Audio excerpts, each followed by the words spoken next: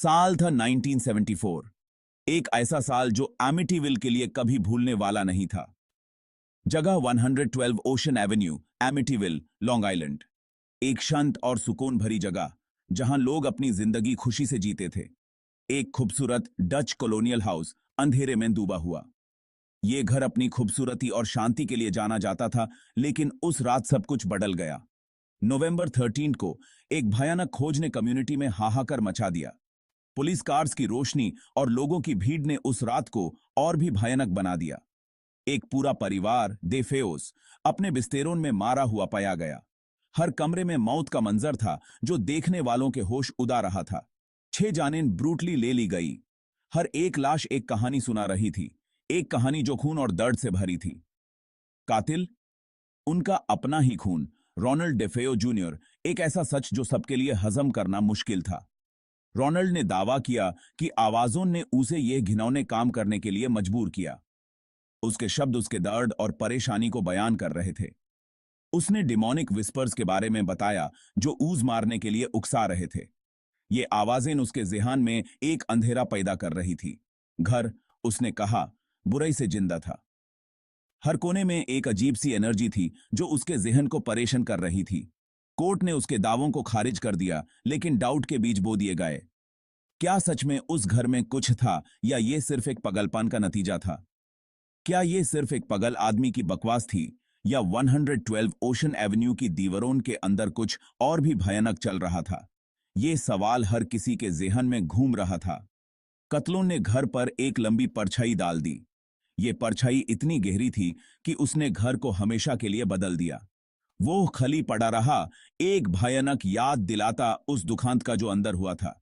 हर एक कमरा, हर एक दीवार उस रात की कहानी सुना रही थी। कम्युनिटी ने एमिटीविल हॉरर के बारे में विस्परिंग की, लेकिन किसी ने भी इसका नाम जोर से लेने की हिम्मत नहीं की। हर कोई इस बात से डर रहा था कि कहीं वो बुरे उन तक ना पहुंच जाए। ओशन एवेन्यू का घर बुरे का प्रतीक बन गया, एक ऐसी जगह जहां अंधेरा छाया रहा। ये घर अब सिर्फ एक मकान नहीं, बल्कि एक कहानी बन गया था। एक ऐसी कहानी जो लोगों के ज़हन में हमेशा के लिए बस गई। दिसंबर 1975।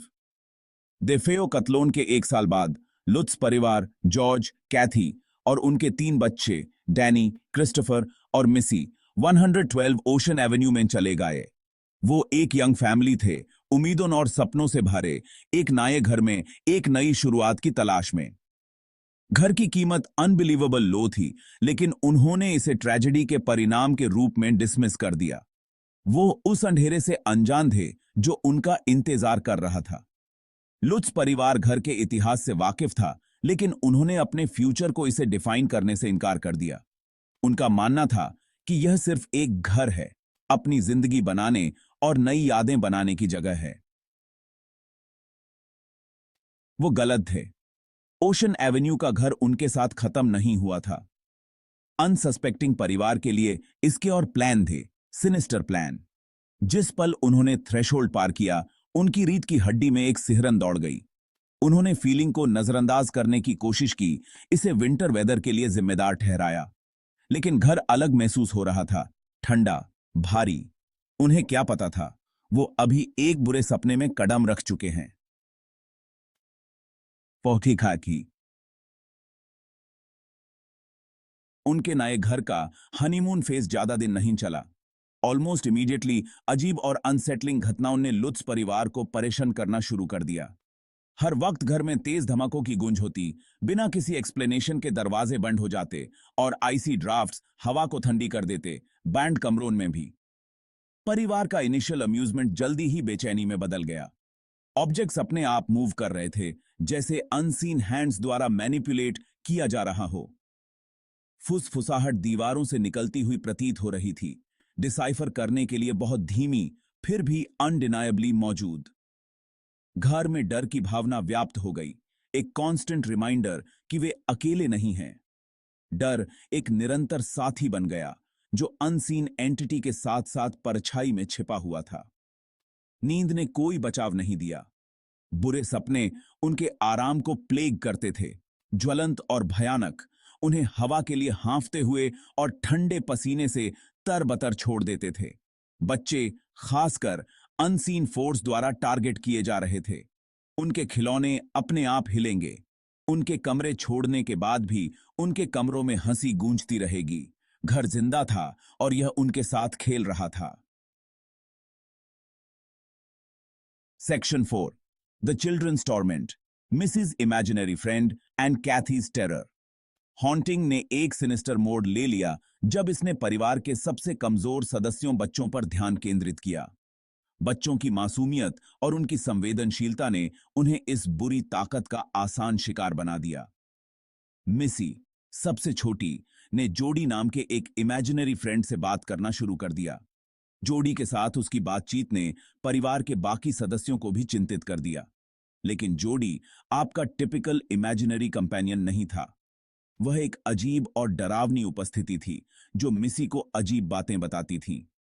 इस एंटिटी ने मौत की, डिफेओ हत्याओं की और उस बुराई के बारे में बताया जो घर के भीतर छिपी हुई थी।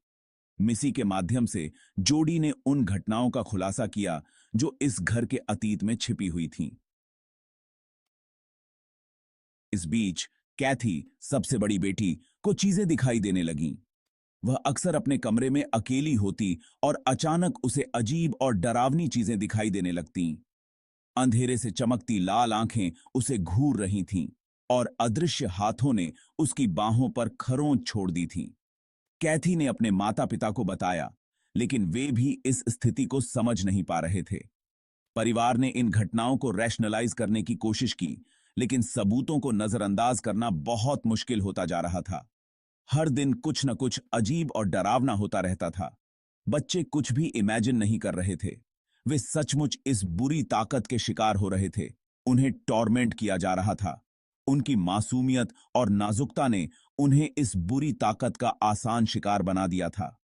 परिवार का पालतू जानवर, हैरी नाम का एक कुत्ता, ने घर में घुसने से इनकार कर दिया। वह दरवाजे पर भौंकता और सिसकता। उसका शरीर डर से कांप रहा था। वह दरवाजे पर भौंकता और सिसकता। उसका शरीर डर से कांप रहा था। हैरी का यह व्यवहार परिवार के लिए एक और संकेत था कि कुछ बहुत गलत हो रहा था। जानवरों को अलौकिक के प्रति संवेदनशील माना जाता है और हैरी का व्यवहार पहेली का एक और टुकड़ा था जो उनके सबसे बड़े डर की पुष्टि करता था। हैरी का डर और उसकी प्रतिक्रिया ने परिवार को और भी चिंतित कर दिया। घर किसी भी आत्मा द्वारा प्रेतवाधित नहीं था। यह कुछ और गहरा था, कुछ और भयावह था। यह एक ऐसी बुरी ताकत थी जो परिवार के हर सदस्य को अपने शिकंजे में ले रही थी। यह कुछ और गहरा था, कुछ और भयावह था। यह एक ऐसी बुरी ताकत थी जो परिवार के हर सदस्य को अपने शिकंजे में ले रही थी। इस घर में रहना अब असंभव हो गया था और परिवार को जल्द ही यह समझ में आ गया कि उन्हें इस घर को छोड़ना ही होगा। Section 5, George's transformation, a descent into darkness. जैसे जैसे दिन हफ्तों में बदलते गए, लुत्स परिवार के पेट्रियार्क जॉर्ज ने एक चिलिंग परिवर्तन किया। यह परिवर्तन धीरे धीरे और अनजाने में हुआ, जैसे कोई अदृश्य शक्ति उसे अपने शिकंजे में ले रही हो। एक बार एक प्यार करने वाला पति और पिता, वह विथड्रॉन, चिड़चिड़ा और गुस्से में रहने लगा।